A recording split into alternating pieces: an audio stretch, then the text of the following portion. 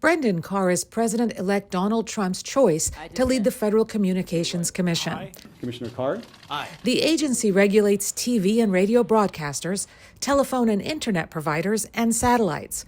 Carr is currently a sitting FCC commissioner and longtime staffer. What's clear is he has a lot of experience. I believe he's been there since 2012 as an attorney, and he's also been pretty transparent, which is good. He both has a pretty good sense of, or very strong sense of how the FCC works and how things get done there. Trump describes the 45-year-old attorney as, quote, a warrior for free speech.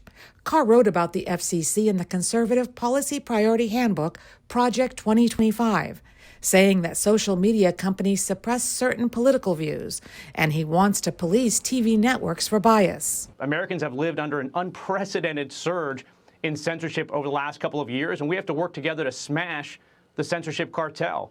Number two is media. Trust in media is at an all-time low, and there's a lot the FCC can do there to make sure that broadcasters are, in fact, serving the public interest. Those amendments are being criticized as potential infringements of the Constitution's First Amendment right to free speech. One of the things that he proposes to do is actually force those private companies to leave up content that advertisers and others find offensive.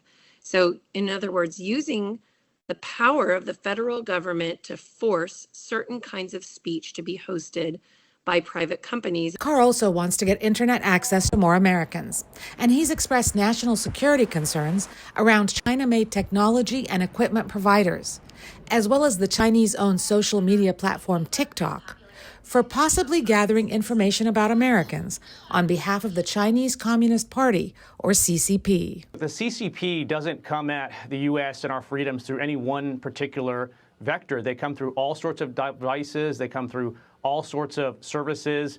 That's why it's important that we be vigilant. Those national security concerns are less likely to be controversial for the 5-member bipartisan panel that Carr will lead. There's already some funding in place to what they call rip and replace, to pull out some network equipment that's in place already and replace it with what's considered to be safer. Shortly after Trump designated Carr to lead the FCC, Carr announced that the agency will end its diversity, equity, and inclusion efforts. Dora, Mekouar, VOA News, Washington.